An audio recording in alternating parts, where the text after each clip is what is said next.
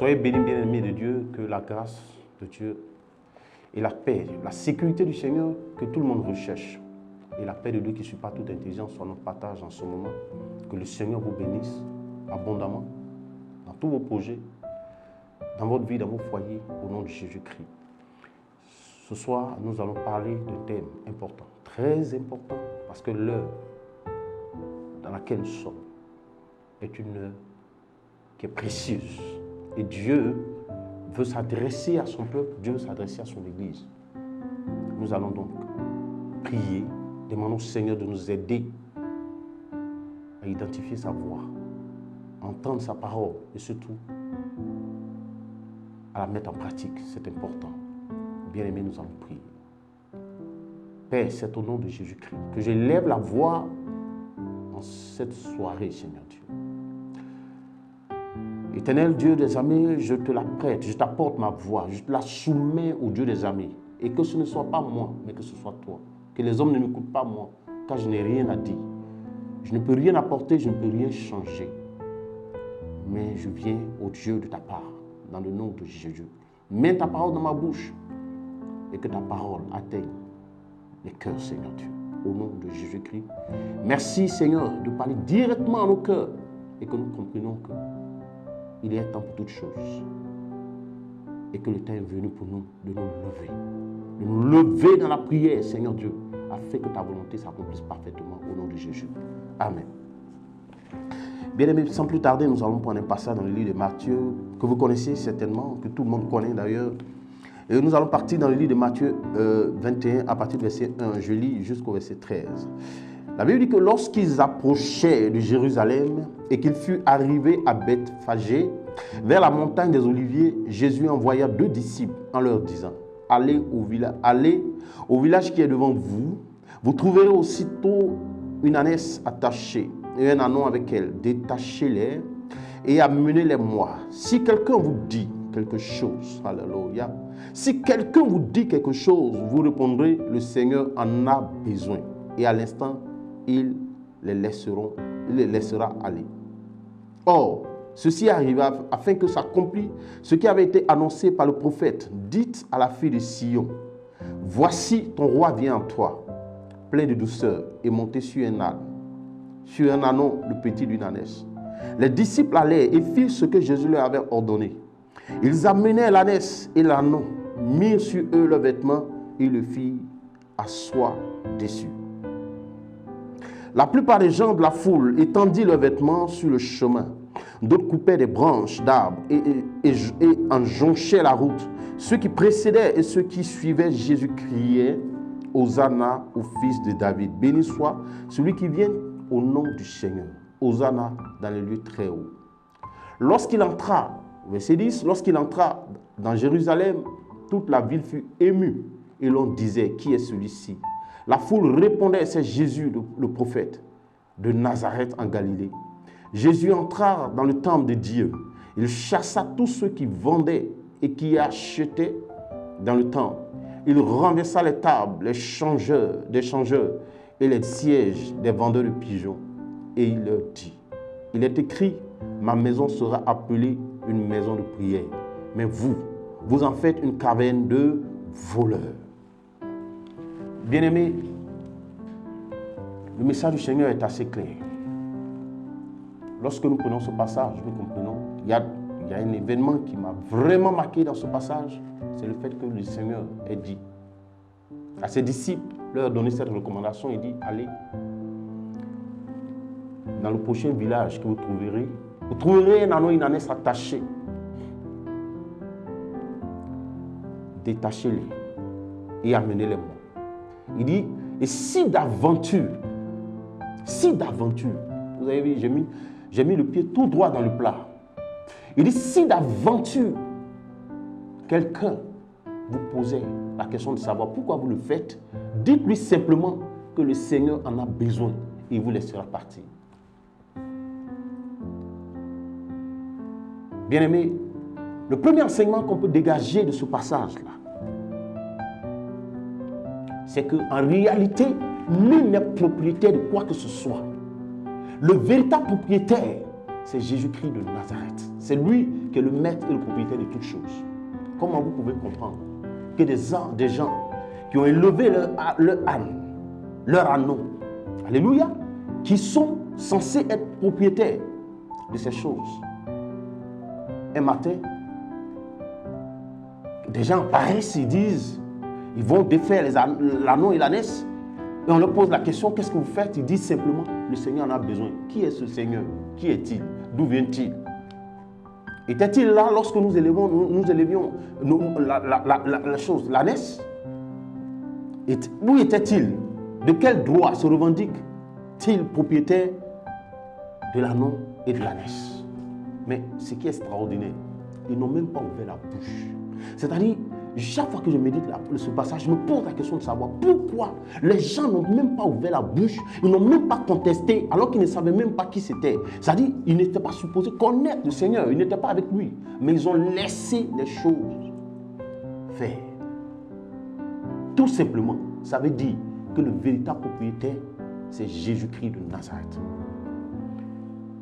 Et on peut rapprocher donc ce passage à l'Église, bien-aimés, et au peuple de Dieu que nous sommes. Nous appartenons chacun à une église. Nous appartenons chacun à une congrégation, c'est clair. Mais nous sommes tous le peuple de l'Éternel. Le véritable propriétaire de ce peuple, celui qui s'est sacrifié, celui qui est allé à la croix, celui qui s'est saigné, celui qui a donné sa vie pour que ce peuple soit, s'appelle Jésus-Christ de Nazareth. Et c'est le seul et le véritable propriétaire. Et c'est à lui que nous devons obéissance. C'est lui qui est le général de tout ce peuple, de toute cette armée que nous constituons, l'armée de l'Éternel. Ça veut dire l'Église de Dieu. Bien-aimés, je voudrais dire ceci, interpeller chacun de nous, tous les enfants de Dieu, où qu'ils se trouvent, où qu'ils soient, que l'heure, bien-aimé, est à la prière. Et vous regardez, lorsque Jésus est descendu de l'anneau de l'ânesse, lorsqu'il est rentré à Jérusalem, un autre fait marquant, c'est que Christ ne va même pas chercher à savoir où habite le gouverneur. Il ne va même pas chercher à savoir où est le palais du roi. Ce n'est pas ça son problème. Cela ne l'intéressait même pas. Il n'a posé de questions sur le gouverneur à personne. Il n'a même pas cherché à savoir où était situé le palais. Il n'a pas cherché à voir le roi. Mais il allait droit au but. C'est-à-dire, il allait à ce qui est sacré. C'est-à-dire, il s'est rendu directement dans le temple. Et espérant trouver des adorateurs. Il allait directement au temple, sans poser de questions. Malheureusement, aujourd'hui, dans notre génération, on assiste à cela. Chacun veut parler plus haut, pour que le roi l'invite. Chacun veut dire, c'est moi le premier, c'est moi qui suis au devant, c'est nous là, c'est nous, c'est nous, c'est nous. Tout passe par nous, tout doit passer par nous. Jésus n'a pas cherché à connaître le palais du roi. C'est pas ce qui est important. Et lorsqu'il est rentré, malheureusement, la Bible dit qu'il va trouver en lieu plat des adorateurs, des voleurs, des trafiquants, des gens qui ont transformé le lieu saint de Dieu, le lieu de l'adoration, le lieu de la prière, là où réside la présence de Dieu. Ils ont transformé ça en un lieu de commerce, en un lieu de trafic. Et le Seigneur va piquer une colère, va rentrer dans une colère vive. Et au lieu de leur lancer, de leur attribuer des couronnes, le Seigneur va prendre en lieu plat de couronnes et des fleurs, il va prendre le fouet. Bien-aimé, le Seigneur ce matin m'envoie s'adresser à son église. Et il a dit, ma maison, il est écrit que ma maison sera appelée maison de prière. Ça veut dire qu'à l'origine, l'église de Dieu est un lieu de prière. L'église de Dieu est un lieu, est un endroit où l'on élève la voix avec Dieu. C'est là où les grandes décisions se prennent. C'est dans le temple, c'est dans l'église de Dieu que les grandes décisions se prennent. Les décisions ne se prennent pas dehors. Les décisions ne se prennent pas dans les cafés. Les décisions se prennent, c'est-à-dire dans la présence de Dieu, dans la maison de Dieu. C'est là où Dieu attend ses enfants. Il dit que tout ce que vous aurez lié sur la terre sera lié dans les cieux. Tout ce que vous aurez délié sera aussi délié. En d'autres termes, tout ce que vous prendrez comme décision, le ciel le validera. Bien-aimés, l'heure dans laquelle nous sommes, l'heure dans laquelle nous nous trouvons aujourd'hui, c'est un temps de prière. Dieu demande à ses leaders, Dieu demande à tous tous les leaders ecclésiastiques, où qu'ils se trouvent, partout dans le monde, bien aimé, cela ne concerne pas une seule nation. Cela concerne toutes les nations. Bien plus la Côte d'Ivoire, parce que nous sommes à la veille des élections. Dieu demande à chaque leader de défaire son peuple, de les libérer de cette histoire de destinée prophétique, de bulldozers de destinée, les bulldozers de votre destinée, toutes ces choses. Quelle destinée pourra-t-il s'accomplir si notre nation est en feu? Dites-moi. Ceux qui sont allés inviter l'esprit de mort à recouvrir toute la terre, est-ce qu'ils ont eu besoin de notre avis? Ils n'ont pas eu besoin de notre avis. Regardez aujourd'hui, l'esprit de mort a été invoqué par les sectes, par les mystiques. Et il a recouvert toute la terre. Il a frappé dans toutes les nations. Où est passé l'église de Dieu? Où est passé les intercesseurs? Où sont passés les intercesseurs? Où sont passés ceux qui élèvent la voix? Où sont passés les veilleurs? Bien-aimés, Dieu nous invite à la prière. Parce qu'à l'origine, nous sommes un peuple de prière. Nos décisions doivent se prendre dans la prière. Nous ne sommes pas des soldats. Nous n'allons pas combattre. Dieu ne nous appelle pas à cela. Dieu ne nous appelle pas non plus à la politique. Ce à quoi Dieu nous appelle en ce moment, c'est la prière. Chaque église, chaque nation doit se lever pour racheter sa nation. Aujourd'hui, tous les trônes sont en train de se jouer. Tous les trônes se jouent. Même aux États-Unis, on approche les élections. Est-ce que, bien-aimé, est-ce que tu sais de quoi il s'agit en ce moment? Si tu savais, si le Seigneur pouvait ouvrir tes yeux pour comprendre l'enjeu de la situation du moment, tu n'allais plus dormir. Tu n'allais plus fermer l'œil. Je te dis la vérité, tu n'allais plus dormir. Dieu nous invite, Ivoiriens.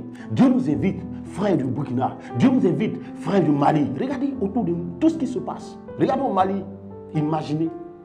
Regardez au Mali. Mais toutes ces nations-là approchent les élections. Et nous savons ce que c'est que les élections en Afrique. Nous en avons vécu en Côte d'Ivoire. En plus du Covid, bien-aimés, levons-nous et prions. Vous savez, il y a certaines choses qu'on ne peut pas dire. Mais je t'informe que c'est une coalition de démons. Si je me mets à te dénoncer certains esprits, tu vas attraper la tête, tu auras peur. Pendant que nous dormons, cette période, les trônes sont en train de se jouer. Les choix sont en train d'être faits. Mais notre rôle, ce n'est pas à nous de décider qui doit régner ou qui ne doit pas régner. Dieu ne nous appelle pas à cela. Ce n'est pas cela que Dieu nous appelle. Dieu nous invite tout simplement à la prière sans parti pris, bien-aimés. Ce n'est pas à nous de dicter à Dieu qui doit régner, qui doit mourir, qui doit vivre. Ce n'est pas cela notre rôle, bien-aimés. Dieu nous demande de nous lever. Dieu nous demande de nous lever. Il ne s'agit plus de destinée prophétique, bien-aimés. Il s'agit de prière et de suivi. Parce que c'est spirituellement que ça se joue. Et en ce moment, je te dis, aujourd'hui même, je te dis, de prière, il y a des enjeux spirituels. Et les trônes, les choix sont en train d'être faits. Des invitations ont été adressées à des esprits, à des démons dans la sous-région. Bien aimé, la Côte d'Ivoire est un pays phare. Mais si tu ne pries pas, au lieu de passer le temps à parler, si je te donne une parole, ta vie va changer, bien-aimé. Tu vas voyager, tu vas faire ceci. Il s'agit d'une destinée prophétique. Si je prophétise sur ta vie, il ne s'agit plus de cela. Nous sommes à quelques mois des élections dans la sous-région. Nous devons nous lever. Le Seigneur dit, si mon peuple sur qui mon nom est invoqué, s'humilie, prie, cherche ma face, c'est de toutes ces mauvaises voies, je l'exaucerai des cieux et je guérirai son pays. Nous devons élever la voix avec Dieu. Nous devons crier à Dieu, bien-aimés. Allez vous inscrire sur notre page Facebook. Nous avons mis en place un groupe. Je vais vous révéler certaines choses, des enseignements précis. Il ne s'agit pas de dire la Côte d'Ivoire doit passer à la repentance. On va se repentir de quoi? On va se repentir de quoi? C'est des prières précises, comme en Jean 17. Le Seigneur dans sa prière était précise. L'heure à la révélation, à la connaissance. Tu ne connais pas ton adversaire, tu ne pourras pas le combattre, bien-aimé. On va vous révéler, c'est-à-dire dénoncer certains esprits que les gens ont invoqués contre ce pays. Je te dis la vérité. De quoi s'agit-il? Il faut que tu connaisses ton adversaire. Frère, si tu aimes ta femme, frère, si tu aimes tes enfants, frère, si tu t'aimes toi-même et que tu aimes ta nation, tu dois te lever à la prière. Nous devons prier jusqu'à la fin des élections. Et dit, pour l'amour de Jérusalem, je ne me tairai point. je ne me tairai point. Pour l'amour de Jérusalem, je ne me tairai point. C'est ce qu'il a dit. Si tu aimes ton pays, tu ne dois pas te taire. Si tu aimes la Côte d'Ivoire, tu aimes la nation, tu ne dois pas te taire. Le Seigneur me charge de te donner une série d'enseignements, dénoncer un certain nombre de choses, donner des points de prière précis. Si tu veux être renseigné, inscris-toi sur notre page, notre groupe Facebook. Nous allons donner des enseignements précis. Vous êtes toujours orientés dans la prière. Comment il faut prier? Frère, vous savez, dans la vie, il y a des gens que l'histoire évoque, mais il y a d'autres que l'histoire énonce. Ceux qui écrivent l'histoire, ceux qui rentrent dans l'histoire, ceux qui travaillent pour leur génération, ceux-là, l'histoire les évoque. Mais ceux qui ne contribuent pas à écrire l'histoire, l'histoire les énonce. Notre génération ne doit pas être énoncée. Notre génération doit se lever. Frère, je suis en train de te dire, c'est tellement que bientôt vous n'allez plus me voir dans certaines vidéos parce que je vais me retirer, prier jusqu'à la fin des élections. J'ai déjà commencé. Avec certains amis, on a commencé, certains amis serviteurs de Dieu, on a commencé à prier. Nous devons pleurer sur notre nation.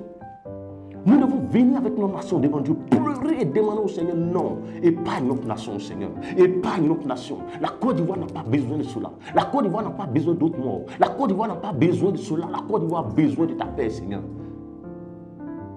Nous devons nous lever. Vous savez, j'étais dans la présence de Dieu, j'étais en train de prier. Et j'ai commencé, je me dis, mais Seigneur, pourquoi? Comment se fait-il que les gens n'ouvrent pas les yeux? Comment? Qu'est-ce qui... Je ne sais pas, je ne comprends pas, je n'arrive pas à comprendre. C'est-à-dire, on est là, en Afrique, on sait comment ça se passe, les élections. Nous sommes là, les chrétiens sont là, ils dorment. Et les gens, les mystiques sont en train de prendre des décisions à leur place. Et regardez comme ils ont frappé toutes les nations de la terre. Dans toutes les nations, surtout des églises, les gens doivent se lever. Cette génération doit se lever. Cette génération doit invoquer le Seigneur, crier à Dieu.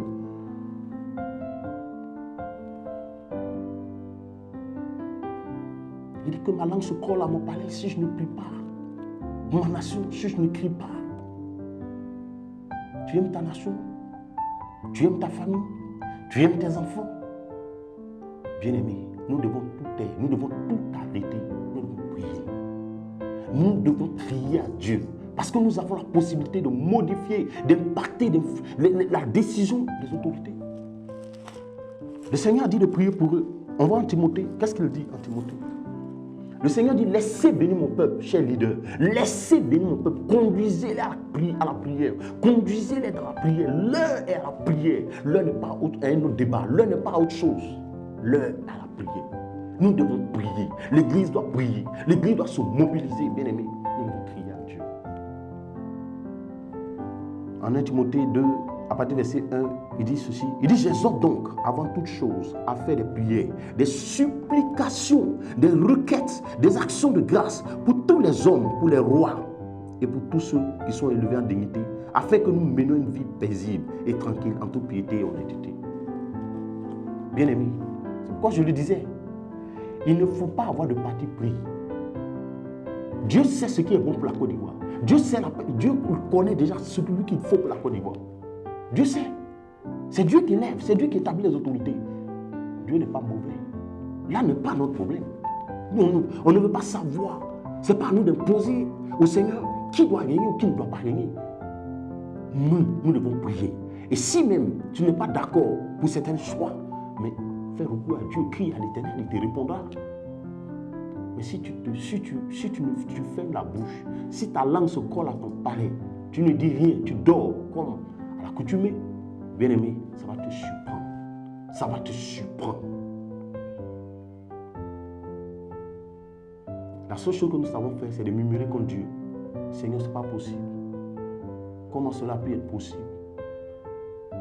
Mais si ceux sur qui le nom du Seigneur est invoqué ne prient pas, regardez ce qui s'est passé.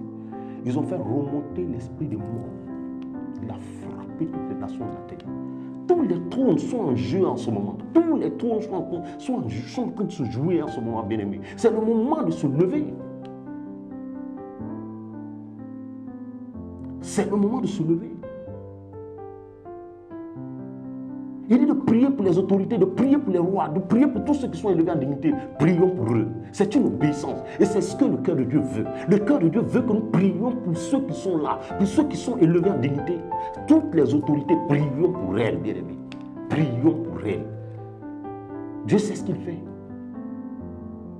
Si vous ne priez pas, bien-aimés, si vous ne priez pas, si nous ne prions pas, je vous dis la vérité, si nous ne prions pas, nous avons les moyens, la capacité de freiner l'avancement et l'avancée des puissants des ténèbres. Quand vous allez sur les réseaux sociaux, on vous parle de certaines mystiques, de ceci, cela, et ça ne vous émeut même pas. Et l'Église vit comme à l'accoutumée, comme à son habitude. Personne n'est dérangé. Mais ce n'est pas correct, ce n'est pas normal, bien-aimé. Nous devons prier. Nos enfants sont dans la nation. Nos affaires se trouvent dans la nation. Nos entreprises se trouvent dans la nation. Nos familles se trouvent dans la nation. Et si nous aimons notre nation, nous devons prier. Nous devons prier, chers leaders. Demandez à vous, au peuple de Dieu. Dieu dit, allez, demandez à mon peuple de venir à la prière, de se mobiliser, de se lever et de commencer à crier à moi. Crions à l'Éternel. Crions à l'Éternel. Je vous dis et j'insiste, crions à l'Éternel.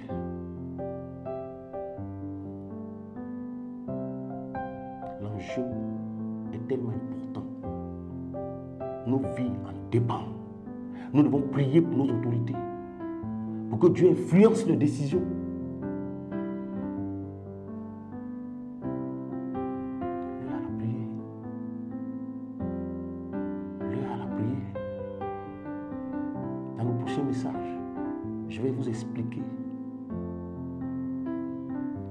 Je vais vous expliquer un certain nombre de choses. Un certain nombre d'esprits qui ont été invoqués, qui ont été invités. Et comment certains trônes sont gardés. Quels sont ceux qui sont les gardiens de ces trônes? Je vais vous expliquer. En partant des dieux de l'Égypte, je vais vous expliquer. C'est important. C'est pourquoi je t'invite à élever la voix, à fléchir les genoux nuitamment, à crier à Dieu. Parce que pendant que nous dormons, les esprits ne dorment pas, les mystiques ne dorment pas, les sectes sont en mouvement. Et l'Église de Dieu est sur la terre, celle qui est censée être le flambeau, porteur de lumière. L'Église a endormi. Aujourd'hui, l'Église a été assimilée, confondue au maquis, comme je l'ai dit dans un de mes messages, au bois de nuit. Tout le monde a été réduit au silence. Parce qu'ils savent que si l'Église prie, ils seront bloqués dans leur avancement. Et donc, qu'est-ce qu'ils font? Ils se sont dit, mais si on fait, si ils ne parviennent plus à prier, c'est terminé. Aujourd'hui, malheureusement, c'est ce qui se passe. Puisque il y a le confinement, les gens ne prient plus. Bien aimé, si tu es ta famille, commence. Et vous devez avoir des cultes familiales. Il doit y avoir des cultes de famille. Il doit y avoir des cultes de famille. Le père doit diriger la prière, la mère doit diriger la prière. Amenez vos enfants, habituez-les maintenant à la prière. Maintenant même, il doit... Parce que, écoutez, nous ne sommes pas freinés par un mur, par une bâtisse. L'Esprit de Dieu est en nous. Nous portons l'Esprit de Dieu. Il est en nous. Et partout, nous pouvons élever la voix. Mais il faut que nous élevons la voix dans nos maisons. Il faut que nous élevons la voix dans nos familles. Il faut que nous crions Dieu. Il faut que nous pleurons devant le Seigneur sur notre nation.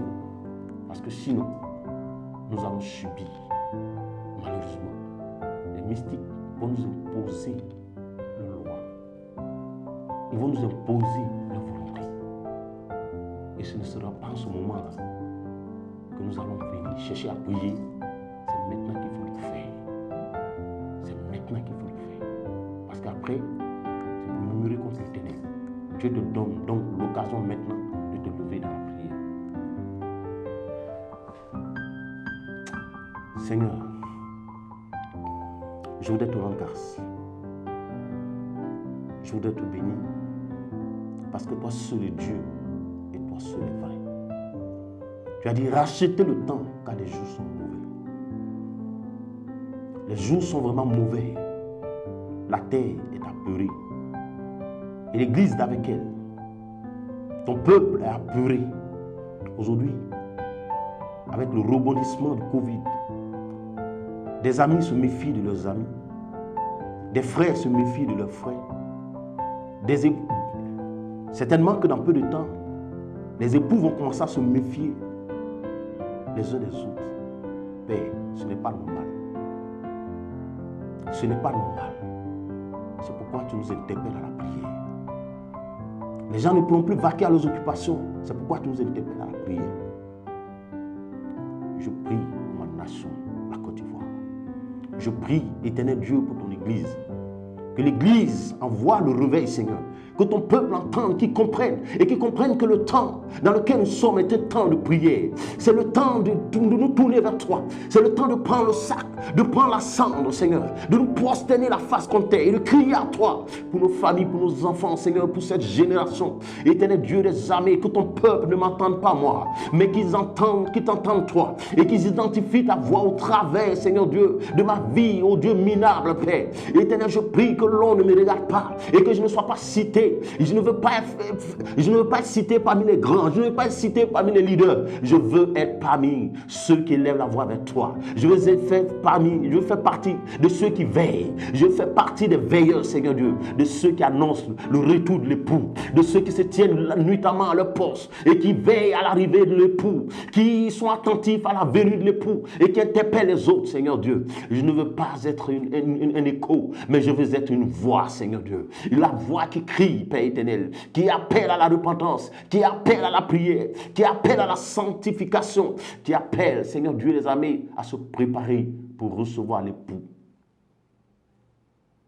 Que je rentre dans l'oubli et que toi ce sois glorifié au nom de Jésus.